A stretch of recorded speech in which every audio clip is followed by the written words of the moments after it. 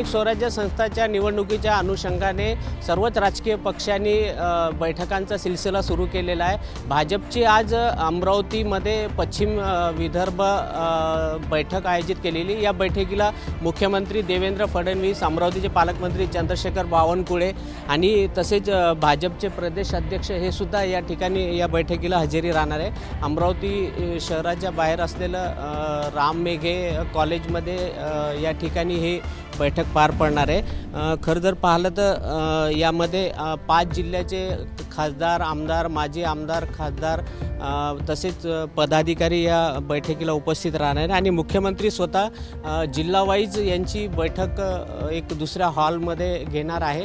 हे विशेष म्हणजे आता मुख्यमंत्री काय कानमंत्र देतील याकडे आता सर्वांचं लक्ष लागलेलं आहे।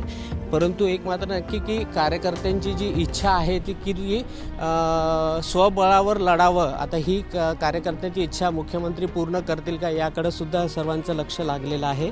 आणि विशेष म्हणजे या बैठकीला 12 वाजता सुरुवात होणार आहे आणि 3 तासपर्यंत ही बैठक चालणार आहे। त्यानंतर मुख्यमंत्री काय निर्णय घेतील याकडे आता सर्वांचं लक्ष आहे। एक मात्र नक्की की अमरावती जिल्ह्यामध्ये भाजपची ताकद खूप वाढलेली आहे, त्यामुळे कार्यकर्त्यांची इच्छा आहे की भाजपने स्वबळावर स्थानिक स्वराज्य संस्थांची निवडणूक लढावी अशी मागणी जोर धरत आहे। कॅमेरामॅन अमोल देशमुखसह प्रणय निर्माण, एबीपी माझा, अमरावती। एबीपी माझा, उघडा डोळे बघा नीट।